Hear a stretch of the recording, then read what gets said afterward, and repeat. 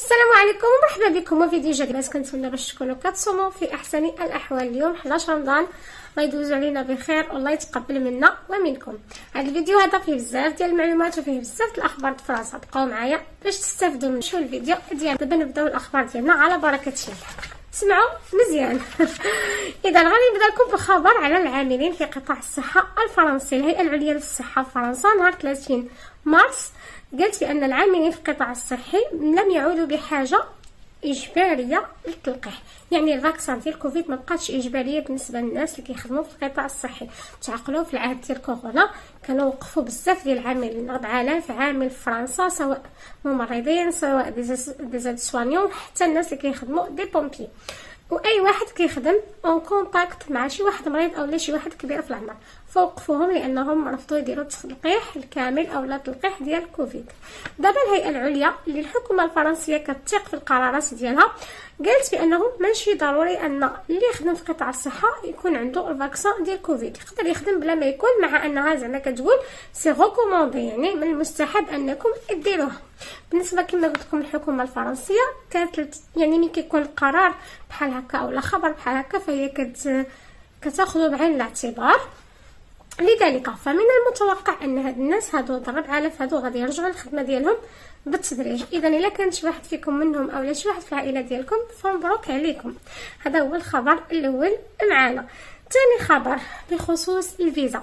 الاتحاد الاوروبي، يعني هذا الاتحاد الاوروبي قرر انه يعني بدا واحد المفاوضات، دول الاتحاد الاوروبي بداو واحد المفاوضات مع بعضياتهم. علاش؟ بغاو يديروا واحد الفيزا شنغن تكون رقميه وموحده وتكون بدون مواعيد. كيفاش؟ بغاو يديروا واحد سيت انترنت الا بغيتو ولا صفحه في الانترنت يديروها خاصه بالفيزا شنغن ويكونوا فيها كاملين. يعني انا من بغيت نجهز نطلب مثلا فيزا شنغن ندخل لهاد الصفحه هذه ونطلب الفيزا ديالي ونقدر كاع نامبريميها. غادي ندخل الوراق اللي غادي يطلبوا لي، غادي نخلص داكشي اللي غايقولوا لي خلصيه، وهكذا هما كاملين غادي يكون عندهم المعلومات ديالي ويقدروا يعطوني الفيزا او لا يرفضوا لي الفيزا. الزوين في هذا الشيء هي اولا ما غاديش يبقى الناس يشدوا لي رونديفو. ثاني حاجه ما يديبلاصاوش. مثلا الناس نقولوا حنا مثلا كتسكني في المحمديه خصك تمشي لكازا، ما غاديش تمشي. كتسكني في وجده خصك تمشي لشي بلاصه لفاس مثلا، واخا دابا ما كيمشيوش لفاس فغير كنعطيكم مثال. فالمهم حتى واحد ما غيبقى كيديبلاصا من بلاصتك، تدخل للانترنت طلب الفيزا ديالك، يشوفوا ورقاتك يدرسوهم، يا يعطيوهم لك يا ما يعطيوها لكش. داكوغ؟ وبغاوها تكون موحده. غادي كما قلت لكم غادي يتم تحميل مجموعه ولا جميع المعلومات ديالكم والأوراق المطلوبة. بالنسبة لهذا القرار دول الاتحاد الأوروبي مرحبا به، وغادي تكون واحد الفيزا شنغن، يعني غادي تكون شنغن موحدة بحال اللي كيديوها دابا. هذا خبر صار بزاف ديال الناس كيعانيو من المواعيد، خصوصا الناس اللي كيركبوا اللي كيسكنوا في المدن الكبار وكيكون تاع الاست فرانس يعني عامر بزاف وما كيقدروش ياخذوا بسهوله الرونديفو ديالهم، وكيضطروا انهم يمشيو لهذوك الوكالات اللي كيتخلصوا عندهم باش يشدوا لهم رونديفو. فالمهم هذا شي حاجه ايجابيه. غادي نهضروا شويه على اخبار المهاجرين. البارح في مارسي مع الاسف تم قتل 3 ديال الشباب، واحد عنده 16 وجوج عندهم 21 عام، في تصفيه حسابات بخصوص المخدرات، وكاين ناس اخرين مصابين. بالنسبه للناس اللي قاموا باطلاق يعني الرصاص ففروا، مازال ما شدوهمش. على العموم هذا الشيء هذا اكيد مؤسف هنايا في فرنسا وكيتكرر كل مره. غادي نهضروا على واحد الدراسه قام بها واحد المعهد فرنسي سميتو إنسي هنايا في فرنسا، خاصه عن المهاجرين. انا ما غاديش نتفلسف عليكم بزاف، غادي نقول لكم الارقام ونجيب لكم الخبر نيشان. هاد المعطيات هادو اولا الدراسه عن الديموغرافيا في فرنسا، وخاصه بالكشف عن احصائيات بخصوص المهاجرين، اصول ديالهم، الاعداد ديالهم. فباختصار المهاجرين اللي تحسبوا في هذا الشيء هذا شكون هما؟ هو اي واحد تزاد في فرنسا ل10 سنين التاليه اولا اكثر، تزاد في فرنسا اجنبي. نشرح لك. بحال دابا مثلا انا ولدي لؤي عنده 9 سنين، تزاد اجنبي حيت انا وباه حتى واحد ما عنده الجنسيه، فبالتالي هو ما عندوش الجنسيه الفرنسية فهو يعد أجنبي.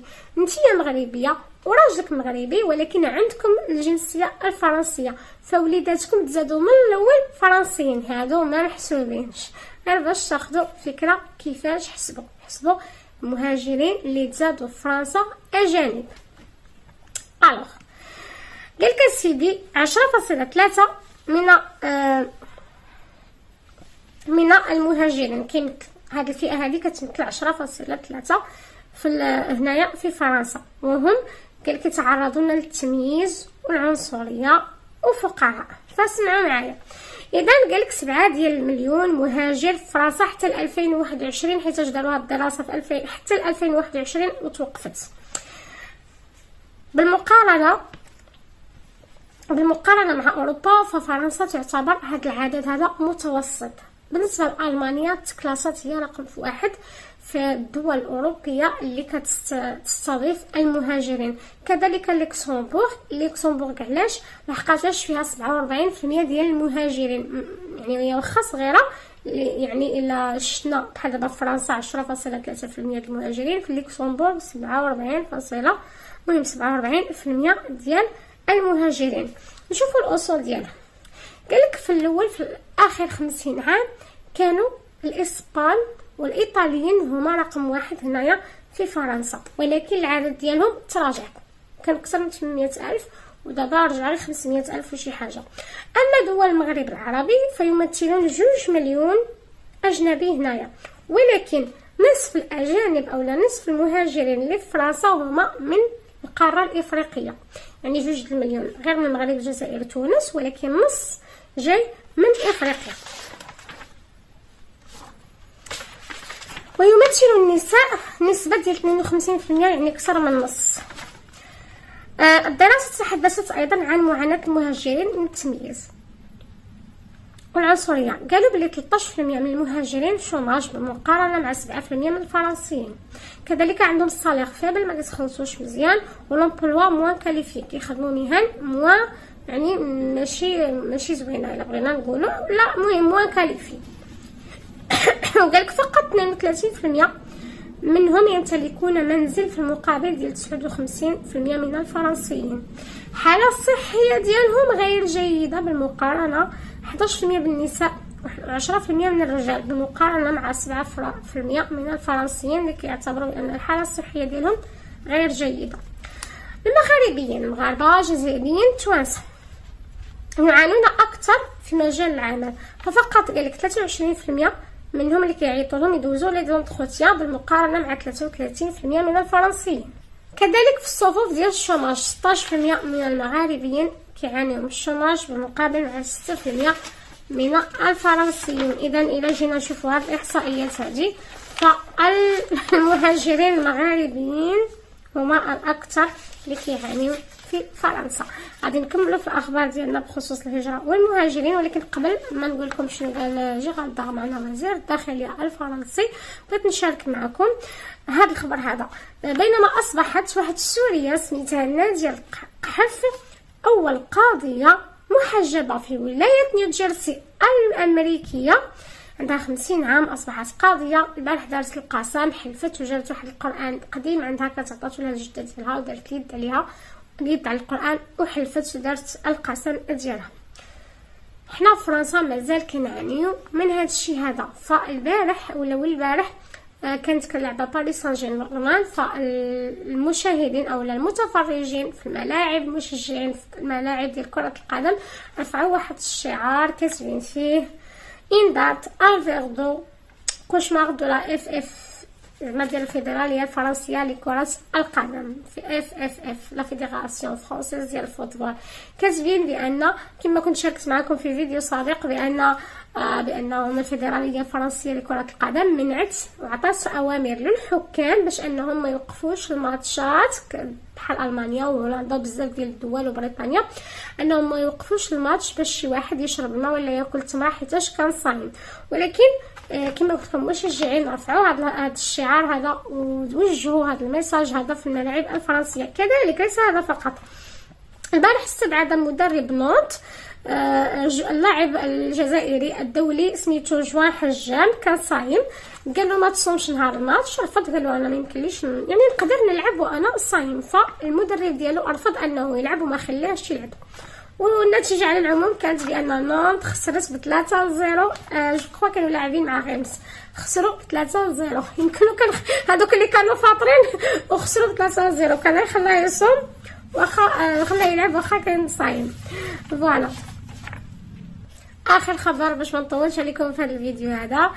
التجنيس باسم فرنسا. حسب وزير الداخليه الفرنسي جيرالد دارمانا قال هناك تجنيس الان، قالك 30% اقل على ال10 سنين التاليه. كانت 30% ديال الناس مع يعني كانوا كيعطيو بزاف ولاو كيعطيو القليل. قال كل مره كتصبح الشروط صعبه ثم اصعب ومنها اللغه، قالك سواء الجنسيه او لا التجديد لاكارت سيجور، وخصوصا للحصول على بطاقه اقامه طويله او اللي كنعيطوها حنا لاكارت ريزيدون ديال ديزون. وقال يجب على اي اجنبي ان يعطي بصماته في حال طلب الشرطه والا سوف تكون هناك عقوبات. وقال القانون الجديد الخاص بالهجره سوف يناقش الاسابيع المقبله في البرلمان الفرنسي. اذا كما قلت لكم جيرالد دارمانا قال بان قلت نسبة إعطاء الفيزا للأجانب ب 30%. كيهضر على الأجانب اللي كيطلبوها باغ ديكري ولا أجنبي يعني ما عندوش يعني شي إلزامية ديال الدولة حداه أنها تعطيها له، فقط طالبينها لأنهم ساكنين هنا. فمن حق الدولة يا إما تعطيها له يا إما ترفض. غادي تشوف الانسجام ديالو، الاندماج ديالو في المجتمع الفرنسي، اللغة، العمل، وما غادي يشوفوا واش يعطيوها له ولا ما يعطيوهالوش. وقال بانه غادي يمر من عده مراحل وزيدو كيصعب. وقال بان شي مرات كيكون حتى في لابريفكتور ما كيدوزش غير مره واحده، يقدر يكون يدوز اكثر من مره لونتروتيان ديال لابريفكتور. هادشي كله والدول الاوروبيه محتاجه لليد العامله، منها اسبانيا اللي في وسائل الاعلام ديالها قالت بانها محتاجه السائقين ديال الشاحنات، وربما غادي تجيبهم من المغرب. يعني اي واحد في المغرب عندك البيرمي ديال الكاميو يعني وكنت باغي تجي لاوروبا، فغادي يفتحوا لك واحد لا شانس انك تجي تخدم هنايا في اوروبا. هما محتاجين بزاف، محتاجين في القطاع السياحي، محتاجين في القطاع الفندقه، محتاجين في القطاع ديال المطاعم، محتاجين في القطاع ديال الفلاحه. ولكن هاد القصه ديال لي شيفور ديال الكاميو كلشي الدول الاوروبيه كتعاني منها، لانها مهنه صعبه وما كيلقاوهاش فاسيلمون واخا كيخلصوا فيها مزيان. فوالا هذا هو الفيديو ديالنا، نتمنى تكونوا استفدتوا منه. تهلاو لي فراسكم حتى الفيديو الجاي ان شاء الله، وكاين الفيديو الجاي ان شاء الله. السلام عليكم.